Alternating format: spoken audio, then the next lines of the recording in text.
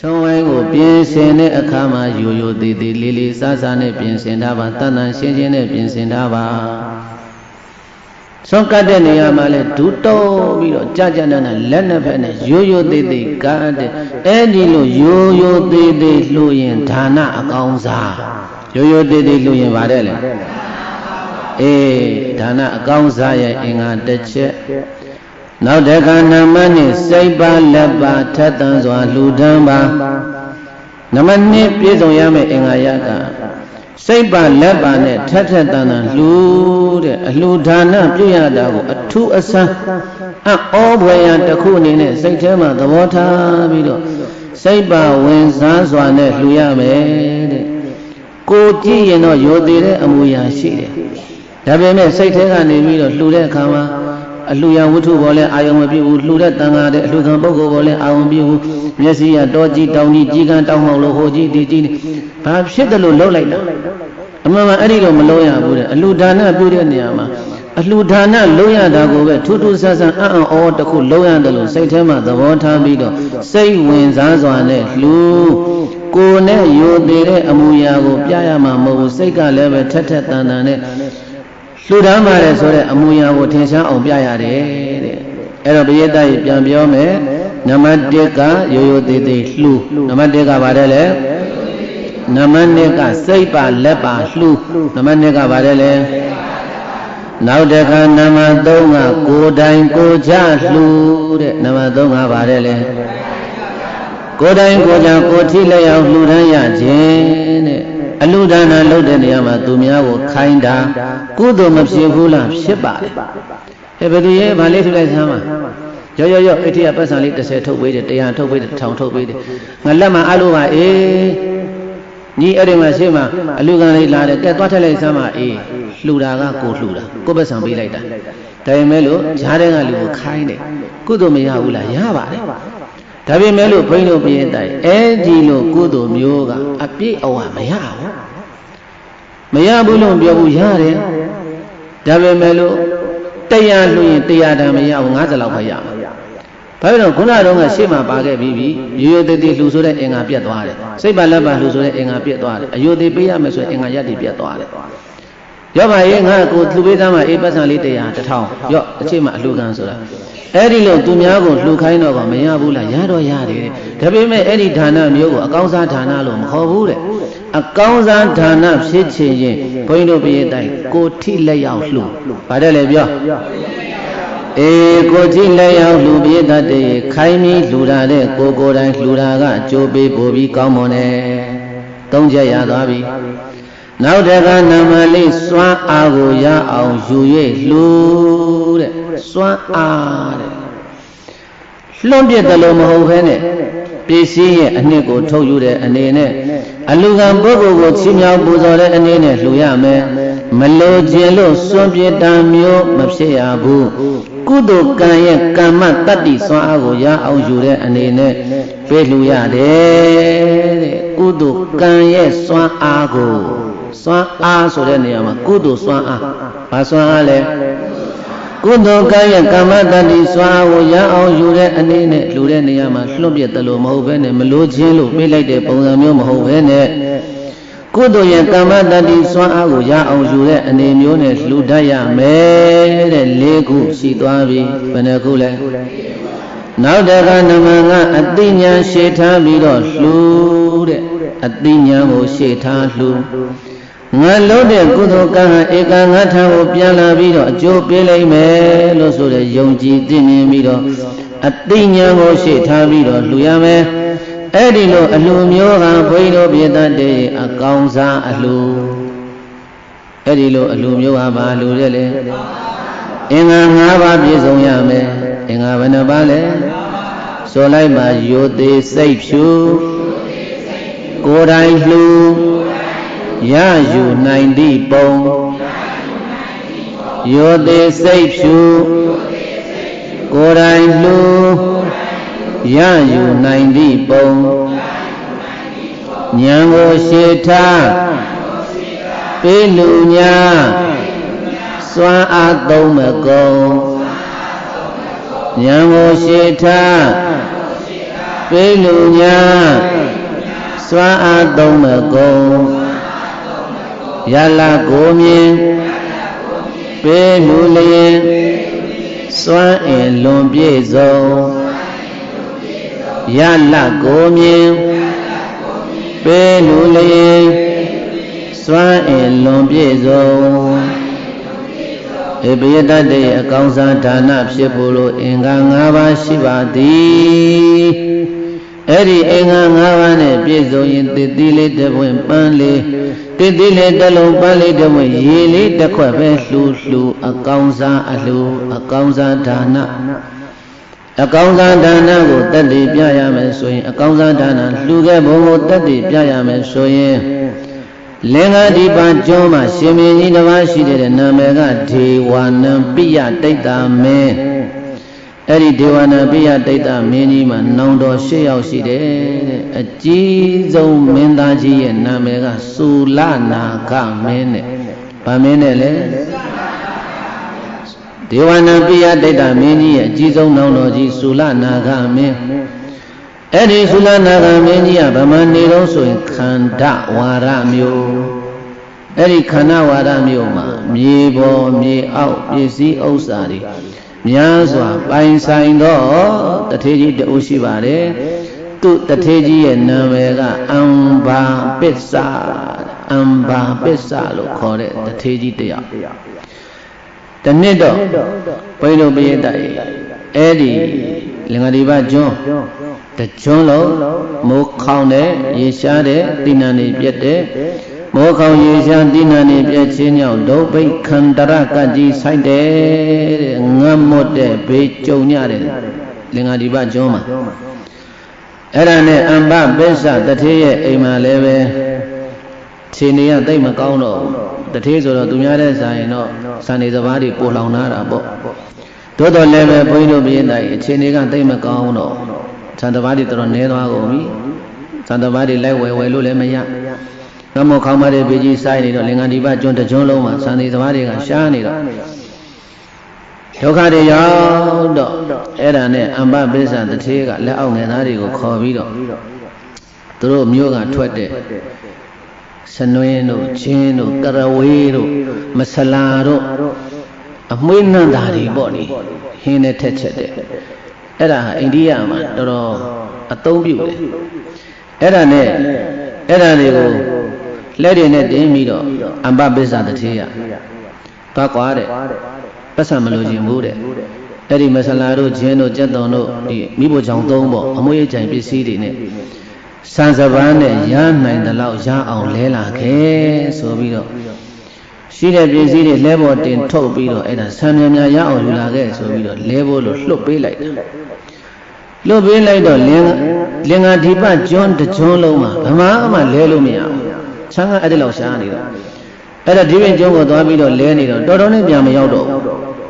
ပြန်မရောက်တော့ရှိတဲ့ဆံလေးချက်စားရင်နဲ့တပြည့်ပြည့်နဲ့ပရိသတ်တွေမိသားစုစမ်းဖို့လို့နောက်ဆုံးဆံဒဇလဲချက်ပဲကြံတော့တယ်အဲ့ဒီဆံဒဇလဲချက်ကုန်ရင်အဲ့ဒီအိမ်မှာထမင်းငတ်ပြီအဲ့ဒီအမ္ပပိစ္ဆတထေးအိမ်မှာအဲ့ဒါနဲ့မိဘကနဲ့သွားကြည့်တော့ရှင်မရေဆံအခြေအနေဘယ်လိုရှိလဲဒီနေ့တနတ်ချက်ရင်ကုန်ပြီဒုက္ခပဲကလေးတွေနဲ့မိသားစုနဲ့ကောင်လေးကလည်းသွားနေတာမလားဘူးကွာကြာလိုက်တာဘယ်ထိအောင်သွားနေမှမသိဘူးဒုမိသားစုတွေတော့ညနေသာတော့ငတ်ပါပြီကဲမတတ်နိုင်ဘူးကွာအဲ့ဒီစံတတလည်းချက်ပဲချက်ခဆိုပြီးတော့ငါတို့မိသားစုရဲ့ဒီနေ့ဟာနောက်ဆုံးထမင်းပါလားလို့အဲ့ဒါပြောဆိုပြီးတော့မိဘကန်းတွေကထွက်တယ်ကမကြီးကထမင်းနေချက်မိဘထဲမှာရှိတဲ့ဆံနောက်ဆုံးပဲအဲ့ဒါနှစ်ပြန်ဆုံးငတ်ပြီသူတို့လည်းအဲ့ဒီချိန်မှာဘွေတို့မြေသားရဲ့အမ္ပပိစ္ဆတထေးရဲ့အိမ်ရှိကိုယဟန်တပါးဆွမ်းခံကြွလာတယ်တဲ့ဆွမ်းခံကြွလာတဲ့ကိုတော်ကဘယ်ဟာတော့ဆိုတော့အရိဋ္ဌတောင်ကျောင်းမှာတရင်သုံးနေတဲ့ဝိပဿနာတရားတွေကိုကျင့်ကြံကြိုးကိုအထုံနေတဲ့ဆူလနာဂမထေတဲ့ဆရာတော်ဘွဲကဆူလနာဂဘွဲတော်ကဘယ်သူတဲ့ဆူလနာဂမထေသူမြသာသနာတော်ကိုဝင်တဲ့အချိန်ကစပြီးတော့ဝိပဿနာတရားသူကစာမသိဘူးစာမသိမဲနဲ့ပရိယတ္တိမတင်တော့ဘဲနဲ့ပရိပတ်တိကိုစောက်ချပြီးတော့အားထုတ်နေတာ တတိလည်းကောင်းတယ်သမာဓိလည်းကောင်းတယ်ပညာလည်းကောင်းတယ်သို့တော်လည်းပဲအချိန်မကျသေးတော့ယဟန္တာကမဖြစ်သေးဘူးပုထုဇဉ်ဘဝပဲရှိသေးတယ်အဲ့ဒါနဲ့ဝိပဿနာအထုတ်နေတဲ့ယောဂီယဟန်ဆိုတော့ကြွလာတယ်ကလမ်းနေဘယ်လမ်းနေညာလမ်းနေဘယ်လမ်းနေညာလမ်းနေစက္ကုံတရီချပြီးတော့တတိပဋ္ဌာန်နဲ့ကြွလာတာဆိုတော့ကြီးညိုစရာကတဲကောင်းတာပဲဩယောဂီတွေမှတ်တယ်ဟဲ့မှတ်တယ်ဟဲ့ယောဂီတွေအဲ့ဒီလိုကြွလာတာကိုကြည်ပြီးတော့အမ္ဘာပစ္စာကကြီးညိုသွားတယ်ကြီးညိုသွားတဲ့အခါကျတော့ရှင်ဘုရားအိမ်ထဲကိုခဏကြွတော်မူပါဗျာလို့အိမ်ထဲကိုပင့်သွားတာအိမ်ထဲကိုပင့်သွားရင်လည်းပြည့်တတ်တဲ့သူစိတ်ထဲမှာဘယ်လိုအတွေးတွေဝင်လာတော့ဆိုတော့တိတိသနာဘဝေဇာတောဇိကိစ္စပိလီတောပုရိအလာဒံအတနံကိဉ္စီတိတိခံမဟန္တံဒုက္ခံပုရိရှေဘဝအခါသမယရှိတော်ကတိတိဇာနာဘဝေကံကြမ္မာကပို့ဆောင်သဖြင့်တခုသောတလိ္ဆံဘဝ၌ဇာတဖြစ်ရသောအဟံငါသည်ကိဉ္စီတဆုံးတခုသောအတနံစာယံအစာကိုအလဒမယလေးခြင်းကြောင့်ဇိကိစ္စပိလီတောငတ်မို့ခြင်းဤနှိမ့်ဆက်မှုဓာတ်ကိုအလိုလဲခံရပါ၏တိဋ္ဌိခံအလွန်ထက်လာသည့်မဟာတန်ဒုက္ခအေယာမဆင်းရဲကြီးကိုအဘယ်မြခံစားခဲ့ရသည်ဟူမူကားနိယမောဝစရင်ကုန်၍အနှင်းချုပ်ပြနိုင်စွမ်းသည်လိနဝိဇတိမရှိခဲ့ရောမှန်ပါပြီတကား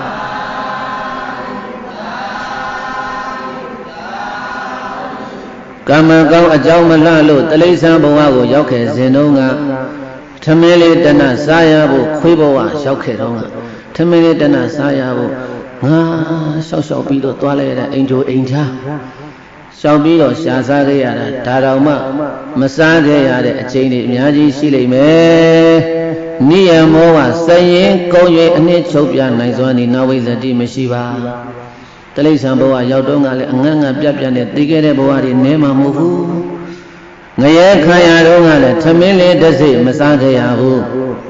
ပိဋ္ဌာဘဝကိုရောက်ခဲ့စဉ်ကလည်းပဲတတွေးလေးတစ်ပေါင်းမှမတောက်ခဲ့ရပါလားလို့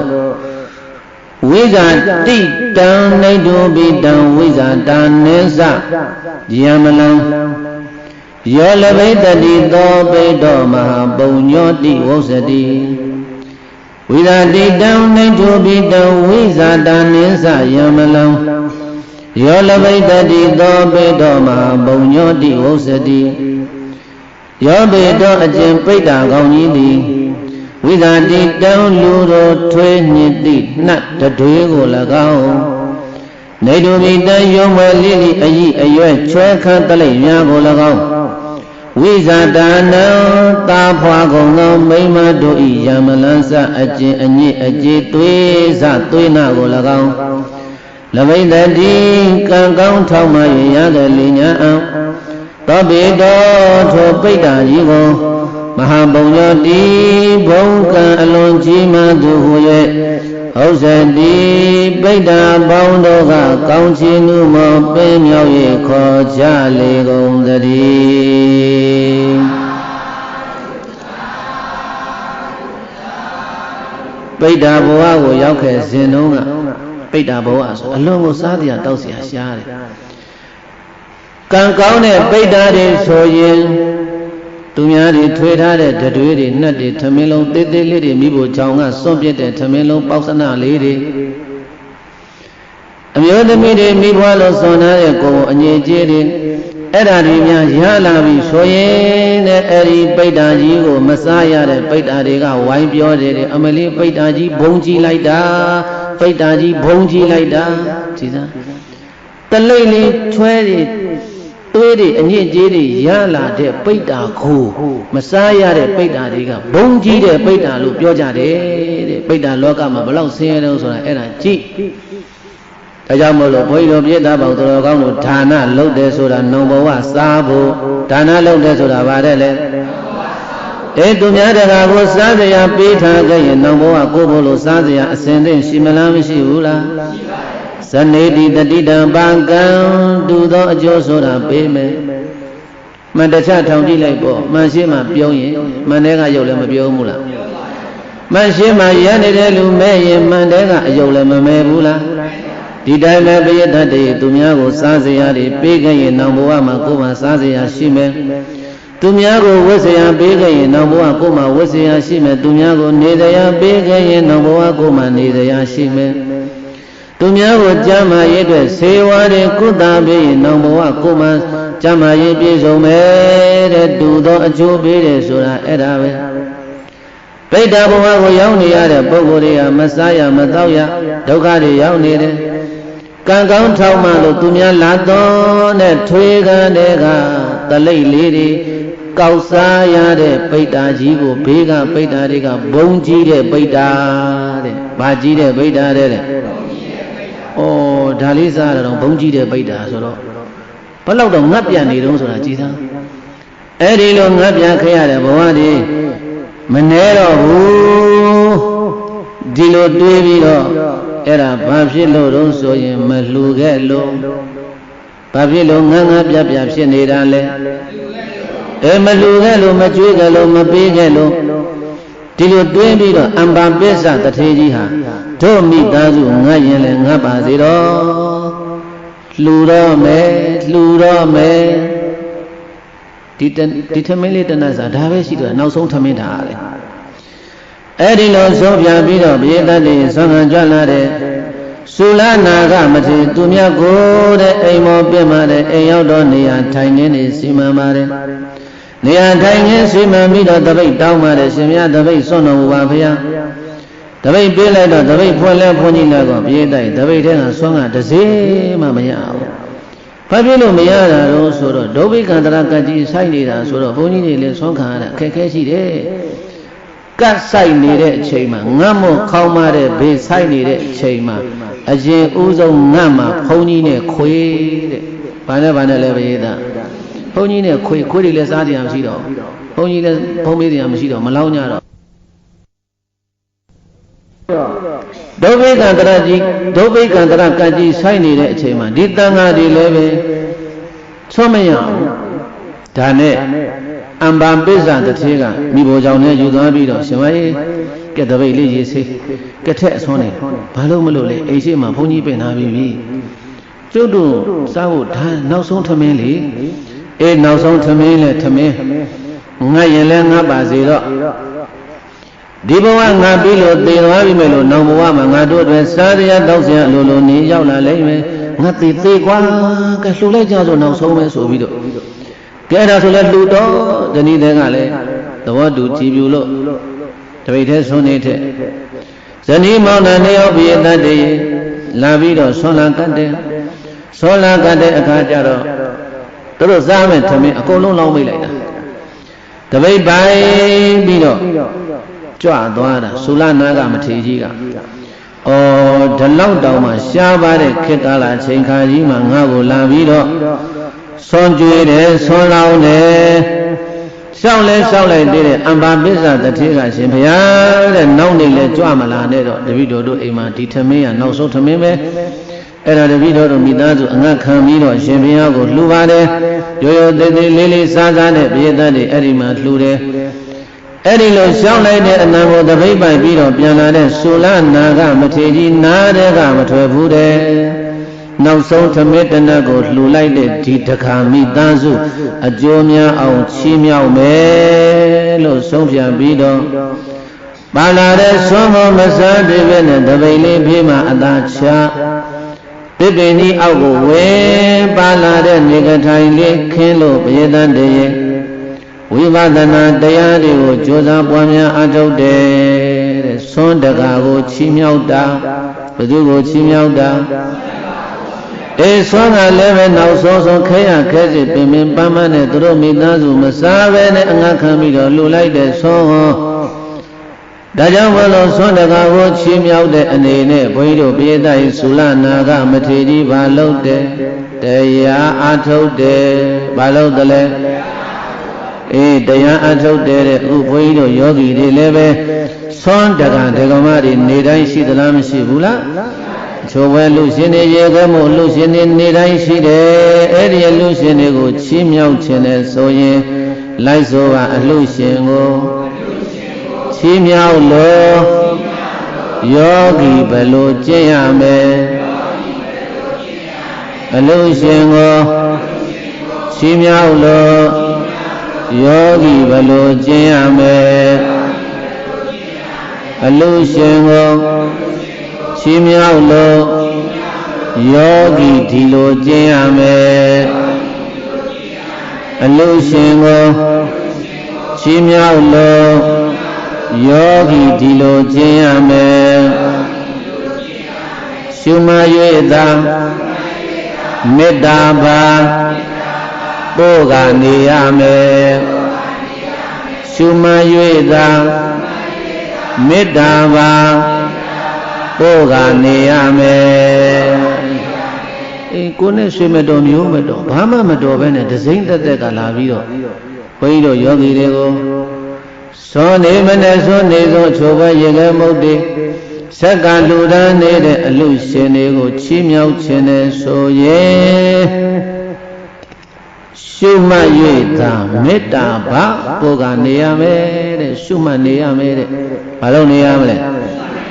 အေးရှုမှတ်နေရမယ်ပြီးတော့ဘေးတည်းရင်မေတ္တာလည်းပို့ရမယ်ဘာလဲလုပ်ရမလဲဒါကြောင့်သွန်စားခံဒီမှာမေတ္တာမပို့ဘူးလားဘလို့ပို့လဲနတ်လူသတ္တဝါအားလုံးဘေးရန်ကြောင်းကြ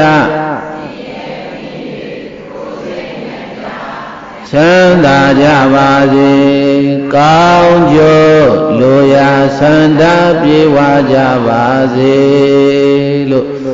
အဲ့ဒါမေတ္တာပို့တာမလုပ်တာလဲမေတ္တာပို့ပြီးမှစားရတယ်တဲ့ရှုမှတ်ပြီးမှစားရတယ်ဟုတ်တယ်မဟုတ်လားအဲ့ဒါအလူရှင်ကိုချီးမြှောက်တာဘုရားကိုချီးမြှောက်တာမပို့ခြင်းနဲ့မပို့အောင်စိတ်ပါလက်ပါမျက်လုံးလေးမှိတ်ပြီးတော့မေတ္တာပို့ရတယ်ဟုတ်လားဝတ္တရားအရာဘုန်းကြီးတိုင်လေးလို့လိုက်ဆိုနေရတာမဆိုချင်းဆိုချင်းနဲ့ဘုန်းကြီးကလည်းအရေးရှိတာတစ်ခေါက်တည်းတိုင်ပြီးတော့ဘိုက်ကစားနေပြီသူလည်းမလုံးနဲ့၃ခေါက်ဘယ်နှခေါက်လဲအေးတစ်ခေါက်နဲ့မရတစ်ခေါက်ရအောင်လို့တစ်ခေါက်မရောက်တစ်ခေါက်ရအောင်လို့၃ခေါက်ပို့လိုက်ရတယ်မေတ္တာဆိုတာအလျားနဲ့မရှိပေမဲ့လို့မရှိတယ်အသွားပြန်ရှိတယ်တဲ့မေတ္တာပို့တာရောက်ပါစေဟုတ်လားပိယတရေ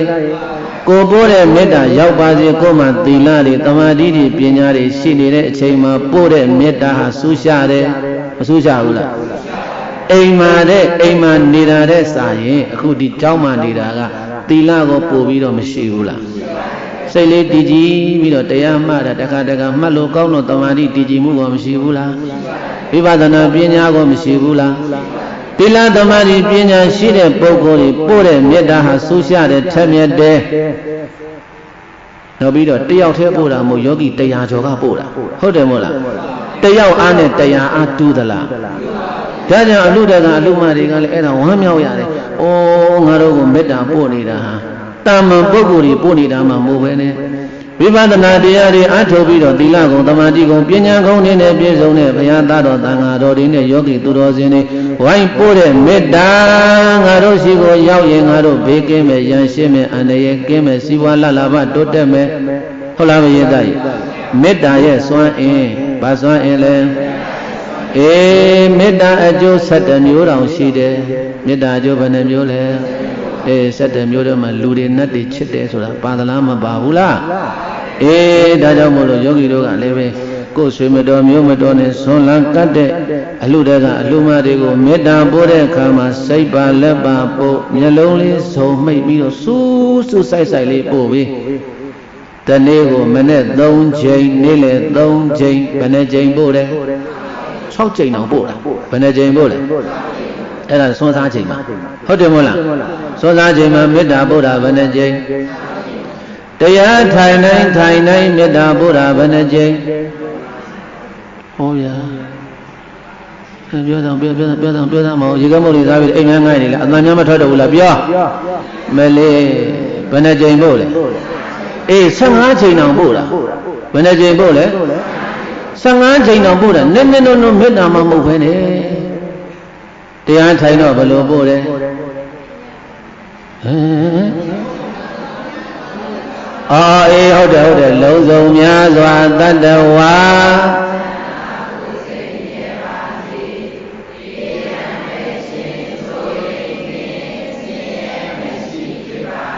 တော်သေးတာပေါ့မေ့များမေ့သွားပြီလားလို့မမေ့ဘူးတော်သေးတယ်တရားထိုင်တိုင်းကမေတ္တာမပို့ဘူးလားအေးဘုန်းကြီးတို့ပြေးတာအဲ့ဒါဝမ်းသာစရာကောင်းတာအဲ့ဒါပဲဒီမှာအချိန်ပြည့်တရားထိုင်တိုင်းမေတ္တာတွေပို့လိုက်အမြတွေဝေးလိုက်တရားတွေထိုင်တိုင်းမေတ္တာတွေပို့လိုက်အမြတွေဝေးလိုက်တရားတွေထိုင်လိုက်ကုသိုလ်အစုအပုံဆိုတာဒါပြောတာနော်အိမ်မှာဒီလိုလုပ်လို့မရဘူးရသလားထိုင်ချိန်မှာ15ချိန်ပို့ထားတာဘယ်နှချိန်ပို့ထားတာလဲစောစားချိန်မှာဘယ်နှချိန်လဲပေါင်းလိုက်စမ်းအိုးအိမ်မှာတနေ့မေတ္တာတစ်ခါပို့ဖို့မလွယ်ဘူးလွယ်ပါမလားမလွယ်ဘူးအခုဒီမှာဘယ်နှချိန်အောင်ပို့တာလဲအေးအဲ့ဒါဘလောက်ဝါသာစရာကောင်းတော့ဆိုတာကြည့်ဖို့ငါတို့မေတ္တာတွေပို့တာအချိန်မဟုတ်မှမနေပဲလေဩဒီနေရာလေးရောက်တော့စူးစမ်းပြီးပို့မယ်ဒါကြောင့်မို့လို့အလူရှင်ကိုချီးမြှောက်လို့ယောဂီဘယ်လိုကျင့်ရမည်အလူရှင်ကိုချီးမြှောက်လို့ယောဂီဒီလိုကျင့်ရမည်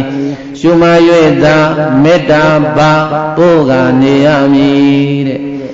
အဲ့ဒီလိုဘုန်းကြီးတို့ပြည့်တာပေါင်းတော်ကောင်းတို့လိုပဲ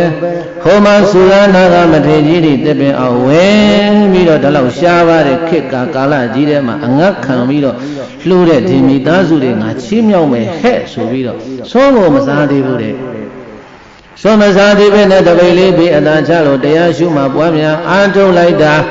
မောမတဲမီအချိန်မှာပဲသောထိုသုလနာကမထေရသူများသည်အရဟတံကိလေသာအသောခွာလျောကုန်ခန္ဓာယဟနာဖြစ်သောပါမုနီကောင်းစားမတွေဆိုင်ရောက်တော်မူခဲ့ပါပေသတည်း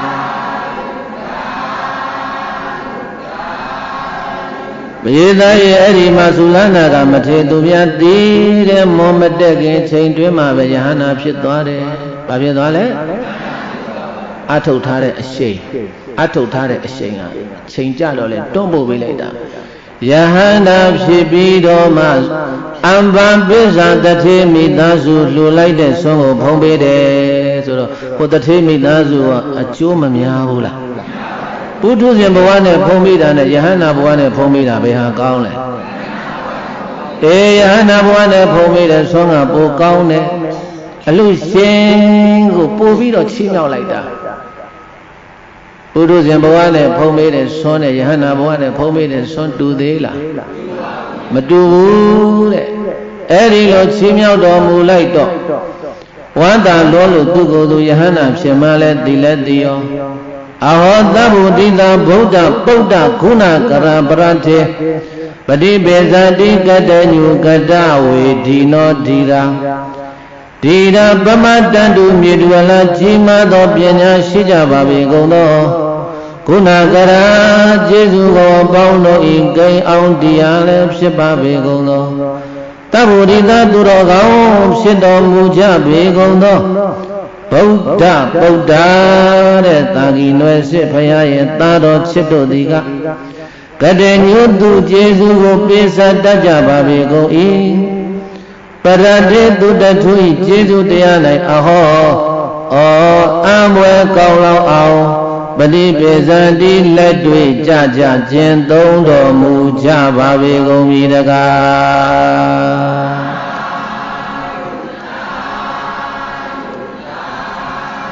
ဖရာရဲ့သားတော်တမီးတော်ပိသားတဲ့ပုဂ္ဂိုလ်တွေကအလှတကအလှမတွေကိုကျေးဇူးဆက်တဲ့အနေနဲ့တရားရှုမှပြီးတော့ဖုံးပေးကြတယ်အဟောအံဝဲကောင်းလောက်တဲ့ပฏิပစ္စန္တိလက်တွေကြကျင့်သုံးတဲ့လမ်းစဉ်ကြီးပါတကားလို့ဝမ်းမြောက်ဝမ်းသာဥဒံကျွေးရင်ပြီးတော့ဘေးသက်တွေအဲ့ဒီမှာကျောင်းတိုက်ကိုပြန်ပြီတဲ့ကျောင်းတိုက်ကိုပြန်တော့မနေ့စောစောတည်းကလောင်းလိုက်တဲ့ဆွမ်းဆိုတော့စောစောစီးတော့တိတ်တော့မစားသေးဘူး10နာရီခွဲ17နာရီ12နာရီလောက်ထိုး1နာရီလောက်ထိုးသွားတော့အံပါပစ္ဆတတိရှင်ထဲမှာပူလာတယ်ထမင်းစားလိုက်တာကွာရှင်နေပူလိုက်တာကွာ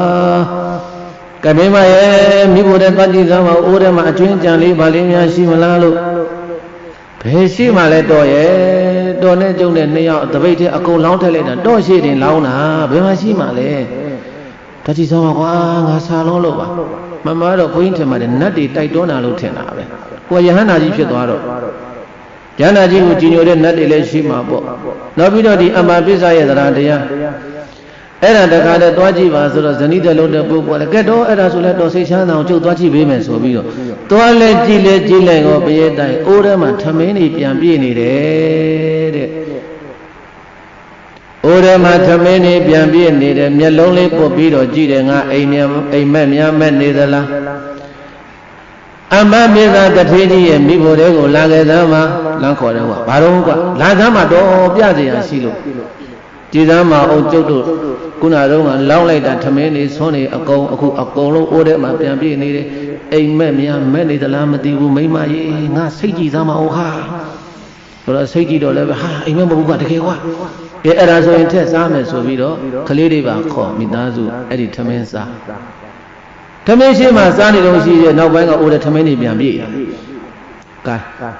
ဇနေတိတတိတံပါကံနဲ့တူသောအကျိုးပေးတာအကောင်းစားဌာနလှုပ်လိုက်တာချက်ချင်းဘုန်းကြီးတို့ပြေးတိုင်းလူစဲကာလမှာလည်းရိုသေးသေးလှူတယ်ပင့်တင်ပြီးတော့နေရထိုင်ခင်းပေးတယ်လက်နဲ့ဖက်နဲ့ဇနီးမောင်နှံနှစ်ယောက်ကြာကြာနာနာလှူတယ်ကိုယ်တိုင်လည်းလှူတယ်သူများတက်ဆက်မလှူခိုင်းဘူးခုနကတော့ဘုန်းကြီးတို့ပြောခဲ့တော့အင်္ဂါ၅ပါးနဲ့အညီအကုန်လုံးအဲ့ဒီမှာလှူတန်းကြတာပြေးတိုင်း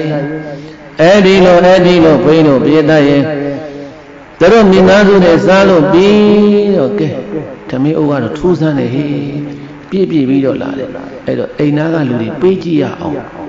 ဆိုတော့အိမ်သားကလူတွေဟဲ့တောင်ဘက်ကမိအေးတို့မိခွေးတို့လာကြဟဲ့တို့အိမ်မှာဓမင်းလာယူပကံလေးတွေနဲ့ကြိုင်ပြီးတော့လာခပ်ပေးလိုက်ပြီးအေးနဲ့မိခွေးပြန်သွားတော့ဟာဟိုဘက်ကကွက်ထော်တို့ဒီတက်ပါလို့လားခွက်တော်တို့လာဟဲ့တို့အိမ်မှာသမင်းရှိတယ်လာယူဆိုတော့ခွက်တော်တို့ကလည်းသမင်းပကံလေးလာတောင်းထည့်ပေးလိုက်ရှေ့ထည့်ပေးနောက်ကပြည့်ပဲရှေ့ထည့်ပေးနောက်ကပြည့်ပဲဟာအော်လိုက်တာဘိင်းတိုင်းအဲ့ဒီလိုနဲ့အဲ့ဒီတည်ဟာဘိန်းတို့ဘိင်းတိုင်းရေလင်္ကာဒီပတကြောလုံးပြန့်သွားတာဟာအမ္ဘာပစ္စာအိမ်မှာသမင်းတအိုးနဲ့လှူတာဒါကြောင့်ဘုန်းကြီးတို့ရှေ့ကလူကြီးသူမတွေဆုပေးတာကြားပါတယ်ပေး၍မကုံလှူ၍မခန့်ကြားဘူးလားဘဒုံမှာရွှေကြပန်းကဲ့သို့ပွင့်လန်းတော်မူနိုင်ကြပါစေဆိုတာအဲ့ဒါပဲပြေးတာပေးလို့မကုန်အဲ့ထမင်းတိုးတဲ့နောက်တဲ့ကပြေးတတ်တဲ့အံ့ဩစရာကောင်းတာကဘာတော့ဆိုရင်နတ်တွေကလည်းပဲအမ္ဘာပစ္စာတထေးရဲ့မိတ်ဆွေတငယ်ချင်းအောင်ဆောင်းပြီးတော့တဲ့တလေးစပန်းတွေကိုလှဲ900နဲ့တိုက်ပြီးတော့အိမ်ကိုလာပို့ပေးတယ်လှဲတွေနဲ့ရောက်လာတာစပားတွေထားကွာချွာကွာတင်ကွာအကုန်လုံးကိုတောင်နဲ့ထည့်ကွာဟာတငယ်ချင်းအေးဟုတ်တယ်ကွာမဟုတ်ဘူးနတ်တွေလှဲနဲ့စပားလာပို့တာလှဲနဲ့ဘာလာပို့တာအေးကြည်စံနတ်တွေကလည်းစောက်ရှောက်တယ်အဲ့တော့ဘုန်းကြီးတို့ယောဂီတွေလည်းပြန်သွားလို့ရှိရင်နော်ဝိမာကိုမိဖို့ကြောင့်ကြီးနဲ့တိတ်ကုန်နေတယ်အိတ်ရှိတွေဘာတွေလည်းထွက်ကြည့်အောင်ဟိုကြလှဲတွေဘာနဲ့စပားတွေဘာတွေလာပို့နေအောင်မယ်နတ်တွေဘာလာပို့မှလဲနတ်တွေလာပို့မှထွက်ကြည့်အိမ်ထဲကြီးကုန်မနေနဲ့အဲ့ဒါတခါတည်းတကယ်ကြီးအေးဟုတ်တယ်ကွာဆိုပို့ပြီးပြန်သွားပျောက်သွားဟောနတ်တွေအဲ့ဒီလူနဲ့ဘုန်းကြီးတို့ပြေးသားရင်အဲ့ဒီမှာကိုတော်900အကုန်ပြည့်နေတယ်ကုသိုလ်ကောင်းမှုရဲ့အကျိုးဟာဒါကြောင့်ဘုန်းကြီးတို့သာနာတော်ကြီးတွေတွေ့ရတာအဲ့ဒါပဲပြေးတာဒါသာသနာပမှာဆိုဒီလောက်ကြီးကျိုးမပေးနိုင်ဘူးပေးနိုင်မှာမလားသာသနာတွင်မှာဆိုတော့အလူကံပုဂ္ဂိုလ်ကလည်းသီလရှိတယ်လူကံပုဂ္ဂိုလ်ကလည်းပါရှိတယ်သီလရှိသောအလူကံပုဂ္ဂိုလ်ပေါ်မှာကျဲချလိုက်ရတဲ့ဌာနမျိုးစေ့အောင်မြင်တယ်တဲ့အောင်မြင်လားမအောင်မြင်ဘူးလားအေးဒါကြောင့်ဒီနေ့ဆွန်လူကြကုန်သောအလူရှင်အလူကရာအလူမှပေါင်းသူတော်ကောင်းတို့သည်ငါတို့ဒီတာမန်ပုဂ္ဂိုလ်တွေကိုအိမ်မှာထမင်းသားဖိတ်ကျွေးတဲ့အလူမျိုးမဟုတ်ဘူးဟုတ်ကလားတရားစခန်းမှာဝိပဿနာလုံးကျင့်ကြံကြိုးကိုအထုံနေကြကုန်သောဥပုသ်သီလအပြည့်ရှိကြကုန်သောယောဂီသူတော်စင်တွေကိုလှူရတာမြေကောင်းမှမျိုးကောင်းကျဲရင်ဒီဒါနဟာမလွဲဧကံအကျိုးပေးပါတယ်လို့ပေးပလားမပေးဘူးလားပြေတာအေးအဲ့ဒီလိုနဲ့အမ္ဘာပစ္စာတို့ဇနီးမောင်နှံကုသိုလ်ကောင်းမှုတွေတဲ့အသက်ထဆုံးပြုလုပ်ပြီးတော့အဲ့ဒီဘဝကနေကံကုန်လို့သေသွားတော့ဒါဝရိဏနတ်ပြည်မှာနတ်သမီးနတ်သား သွား၍ဖြစ်ကြလေကုန်၏တကား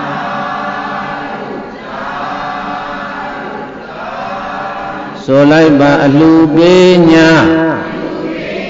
မေတ္တာထားအများချစ်ကြသည်အလှပေးညာမေတ္တာထားအများချစ်ကြသည်ငြိမ်သက်ကြည်လင်သူတော်စဉ်ထွက်ဝင်ချင်းကပ်သည်ကောင်းတည်းမှာကောင်းတည်းများလွန်ကျော်ကြပြန်သွားရလေသည်ဘဝတလျောက်ကောင်းရာရောက်စားတော့သုံးဆောင်ပြည့်စုံသည်တေပြီးနောက်မှာနတ်တို့ရွာတေချာရောက်ရသည်အလှပေးခဲ့တဲ့အခါကျတော့ပြိတ္တိသူတော်ကောင်းတွေဘုရားစာကြည်တော်ရိယာသူတော်ကောင်းကြီးတွေအလှတကအလှမှအိမ်ကိုဝင်တတ်ထွက်တတ်ပါတယ်တဲ့ကောင်းတဲ့လဲကြော်ကြတတ်ပါတယ်တဲ့ဘဝခရီးကူးသွားတော်တယ်ပဲရောက်လျာဘဝမှာဘဝတလျောက်ကောင်းရာရောက်စားတော့သုံးဆောင်ပြည့်စုံသည်တေပြီးနောက်မှာနတ်တို့ရွာသိချာရောက်ရသည်တေပြီးတဲ့နောက်မှာလည်းပဲဒုက္ခတိဘုံလို့ခေါ်တဲ့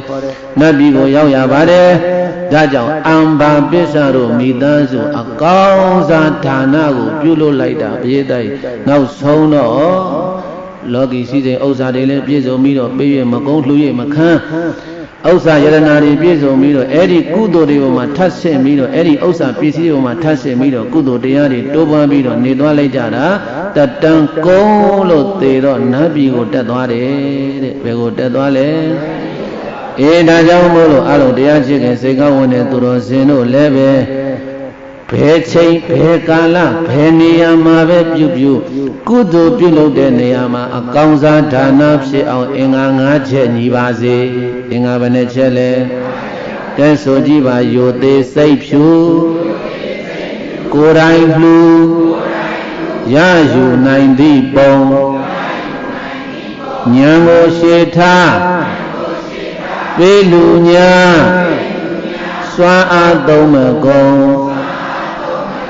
ရလာကိုမြင်ပေးလူလျင်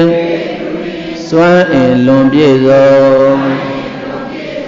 လူတဲ့အခါမှာရိုးရိုးသေးသေးလှူပါစိတ်ပါလက်ပါလှူပါကိုယ်တိုင်ကိုယ်ချလှူပါစွမ်းအားကိုရအောင်ယူ၍လှူပါအသိဉာဏ်ကိုရှေ့ထားပြီးတော့လှူပါတဲ့အဲ့ဒီလိုလှူရင်အကောင်းစားဒါနဖြစ်ပါတယ်လို့ဘုရားရှင်ကိုရောမြတ်ဟောကြားတော်မူအပ်တဲ့ဒေသနာတော်ကိုရှေ့မှာထားလို့အံဘာပစ္စတထေမိသားစုအကြောင်းအရာကိုတင်ပြပါတယ်ဤတရားတော်ကိုနာကြားပြီးတော့အလုံးတရားရှိခင်စိတ်ကောင်းဝင်တဲ့သူတော်စင်တို့သည်အကောင်းစားဒါနများပြုလုပ်နိုင်ကြကုန်ပြီး၍ဤကုသိုလ်ကောင်းမှုကံစေတနာတွေနဲ့မဲ့ဉဏ်ဘုံဉဏ်ဘောဓိဉာဏ်ကြီးကိုလင်းမြန်စွာစွာရလွယ်ရောက်လွယ်မျက်မှောက်ပြုလွယ်နိုင်ကြပါစေကုန်သောရဲ့လို့ပဋ္ဌနာအောင်ဆုပြုနိုင်ကြပါစေကုန်သတည်း